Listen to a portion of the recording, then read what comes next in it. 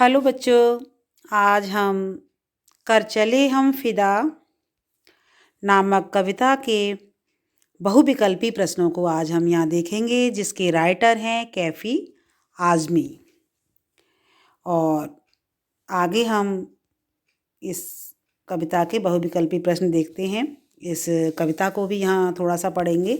कर चले हम फिदा जानो तन साथियों, अब तुम्हारे हवाले वतन साथियों। सांस थमती गई, नब्ज जमती गई, फिर भी बढ़ते कदम को न रुकने दिया। कट गए सर हमारे तो कुछ गम नहीं, सर हिमालय का हमने न झुकने दिया। मरते मरते रहा बांकपन साथियों, अब तुम्हारे हवाले वतन साथियों। इस कविता के जो रचयिता हैं मैथिली शरण गुप्त, कैफ़ी आज़मी, शबाना आज़मी, जावेद अख्तर। तो इसका जो राइट आंसर है कैफ़ी आज़मी, जिन्होंने हकीकत फिल्म के लिए इस गाने का निर्माण किया था।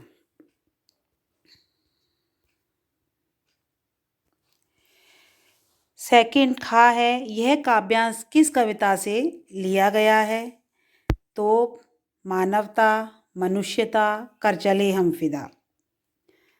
ये कर चले हम फिदा नामक कविता से लिया गया है। यह कविता किस पृष्ठभूमि में रची गई है? चीनी आक्रमण की, पाकिस्तानी आक्रमण की, बांग्लादेशी आक्रमण की, अन्य किसी की? तो इसका जो राइट आंसर है चीनी आक्रमण की। जब 1962 में चीन से जब युद्ध हुआ था, तो ये तब की ये पृष्ठभूमि है।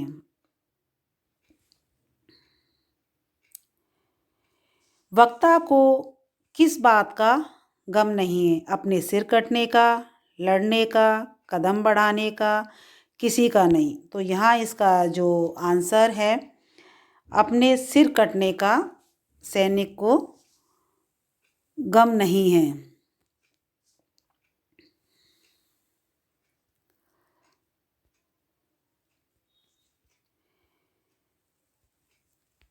साथियों शब्द का संबोधन किन के लिए है? भारतवासियों के लिए, मित्रों के लिए, शहीदों के लिए, देश के अन्य सैनिकों के लिए। तो इसका जो आंसर है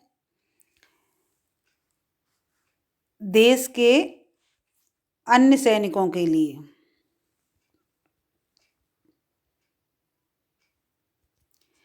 सैनिकों ने क्या नहीं होने दिया? हिमालय का सिर झुकने नहीं दिया, बढ़ते कदम रुकने नहीं दिया, बांकपन जाने ना दिया, और उपर्युक्त सभी बातें। तो इसका जो आंसर है फोर्थ, उपर्युक्त सभी बातें, क्योंकि उन्होंने हिमालय का सिर भी नहीं झुकने दिया था, उसके गौरव, उसकी मान प्रतिष्ठा को बनाए रखा, और बढ़ते कदम भी नहीं रुकने दिए, और एक साहस जो अंदर था वो भी उन्होंने बनाए रखा।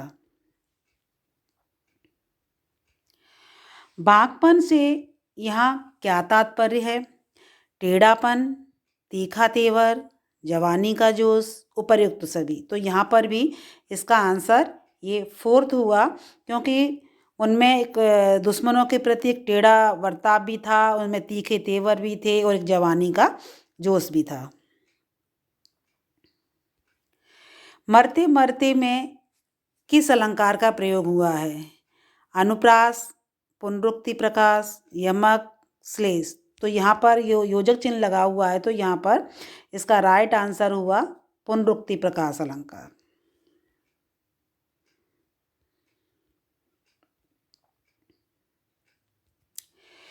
यह कविता हमें क्या प्रेरणा देती है? देश पर मर मिटने की, गाना गाने की, कदम बढ़ाने की, दूसरों की मदद करने की। तो इसका जो राइट आंसर है देश पर मर मिटने की। जब कभी ऐसा समय आए तो हमें अपने देश के लिए अपना सर्वस्व न्यौछावर करने की ये कविता हमें प्रेरणा देती है।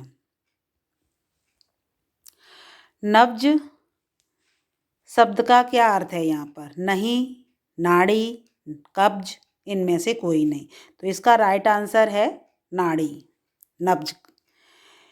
फिदा शब्द किस भाषा से लिया गया है? हिंदी का, उर्दू का, अंग्रेजी का, अन्य का? तो इसका जो राइट आंसर है उर्दू भाषा का है ये फिदा शब्द। सिर कटना मुहावरे का क्या अर्थ है? बलिदान दे देना, सिर झुकना, सिर उठाना, सिर कटना। तो यहाँ इसका जो सही आंसर है वो है बलिदान दे देना।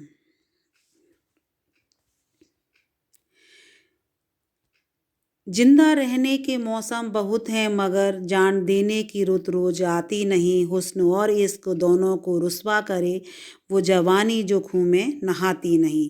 आज धरती बनी है दुल्हन साथी हो, अब तुम्हारे हवाले वतन साथी हो।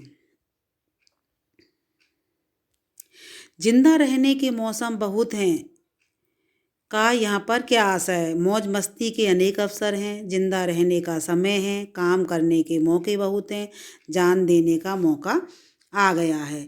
तो इसका जो राइट आंसर है वो है मौज मस्ती के अनेक अवसर हैं।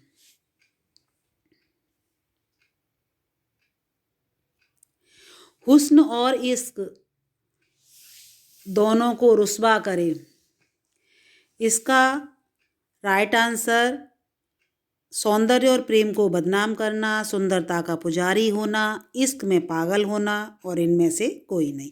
तो इसका जो राइट आंसर हुआ सौंदर्य और प्रेम को बदनाम करना। जब हम अपने देश के काम नहीं आए तो ये हमारा जो हम प्रेम भी करें तो अपने सबसे पहले हम देश प्रेमी बने और इस जो सुंदरता है वो अपने देश के ही काम आए।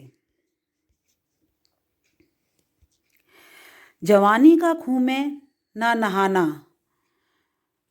खून बहाना, युवावस्था में देश पर बलिदान हो जाना, खून में नहाना, देश प्रेम में डूबना। जवानी का खूह में नहाना का अर्थ है युवावस्था में देश पर बलिदान हो जाना। जब समय आए देश के लिए कुर्बान होने की तो हमें इस जवानी को, जोश को अपने देश पर कुर्बान कर देना है। इस काव्यांश का संदेश क्या है? हमें अपनी जान की बाजी लगाकर भी देश की रक्षा करनी चाहिए। हमें बलिदान देने के अवसर से चूकना नहीं चाहिए। हमें जवानी को सार्थक बनाना चाहिए और उपर्युक्त सभी बातें। तो इसमें सभी जो बातें हैं, क्योंकि हमें जो जवानी है वो सार्थक बनानी है, अपने देश के लिए काम आकर के हमें बलिदान देने के लिए, जो हमारा देश के लिए जो अवसर आया है उससे चूकना नहीं है और हमें अपनी जान की बाजी लगाकर भी देश की रक्षा करनी है। तो इसका जो राइट आंसर हुआ उपयुक्त सभी बातें सही हैं। राह कुर्बानियों की न वीरान हो, तुम सजाते ही रहना नए काफिले, फतेह का जश्न इस जश्न के बाद है, जिंदगी मौत से मिल रही है गले, बांध लो अपने सर से कफन साथियों, अब तुम्हारे हवाले वतन साथियों। राह कुर्बानियों की न वीरान हो का यहाँ पर क्या आशय है? देश के लिए प्राण देने वाले वीरों की कमी नहीं होनी चाहिए, कुर्बानियों के रास्ते सुनसान हो जाए और कुर्बानी की राह आसान बन जाए, इनमें से कोई नहीं। तो इसका जो राइट आंसर है देश के लिए प्राण देने वाले वीरों की कभी भी कमी नहीं होनी चाहिए और आगे से आगे मतलब देशभक्ति के लिए, देश पर न्यौछावर होने के लिए काफिले तैयार होने चाहिए। फतेह का जश्न से यहाँ पर क्या तात्पर्य है? फतेह करना, विजय का उत्सव, फातिमा पढ़ना, जोश में आना। तो इसका जो राइट आंसर है विजय का उत्सव। जब हम विजय प्राप्त करते हैं अपने देश के लिए सर्वोच्च न्यौछावर करके, तो उसका हमें जो फतेह का जश्न मतलब विजय का उत्सव मनाना चाहिए। वतन को कौन किसके हवाले कर रहा है? शहीद होने वाले सैनिक नए सैनिकों को, सैनिक देश के नागरिकों को, सैनिक देश के नेताओं को, कोई किसी को नहीं। तो इसका जो राइट आंसर हुआ, शहीद होने वाले सैनिक, जो नए सैनिक हैं, उनका आह्वान कर रहे हैं और उन्हीं के हवाले इस देश को वे करना चाहते हैं। सर पर कफन बांधना का सही अर्थ क्या है? सर पर पगड़ी बांधना, कफन तैयार करना, कुर्बानी के लिए तैयार रहना और आगे बढ़ना। तो इसका जो राइट आंसर है, कुर्बानी के लिए, अपने देश के लिए, देश पर कुर्बान होने के लिए तैयार रहना।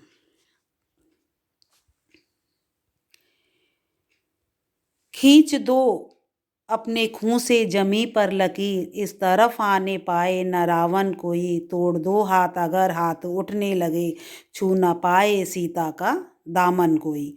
राम भी तुम ही लक्ष्मण साथी हो, अब तुम्हारे हवाले वतन साथी हो। जमीन पर खून से लकीर खींचने का क्या आशय है? जमीन पर खून से रेखा खींच देना, जमीन के ऊपर खून खराबा करना, अपने बलिदान से देश की सुरक्षा करना और युद्ध करने को तैयार रहना। तो इसका जो राइट आंसर है थर्ड, अपने बलिदान से देश की सुरक्षा का आश्वासन देना। इस तरफ रावण न आने पाए से क्या तात्पर्य है?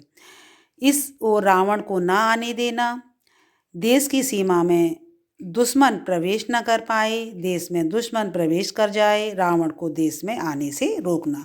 तो इसका जो राइट आंसर है वो थर्ड है, देश में दुश्मन प्रवेश न कर जाए। हाथ तोड़ देने से यहाँ पर क्या अर्थ है?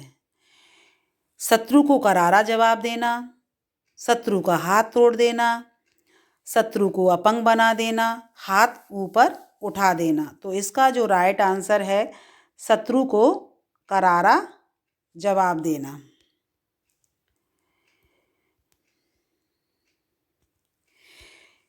कवि ने राम लक्ष्मण यहाँ पर किसको संबोधित किया है? वीर सैनिकों को, भारतवासियों को, आक्रमणकारियों को, शत्रु सैनिकों को। तो यहाँ इसका जो राइट आंसर है वो सेकंड है। नहीं, सेकंड नहीं, ये रॉन्ग है।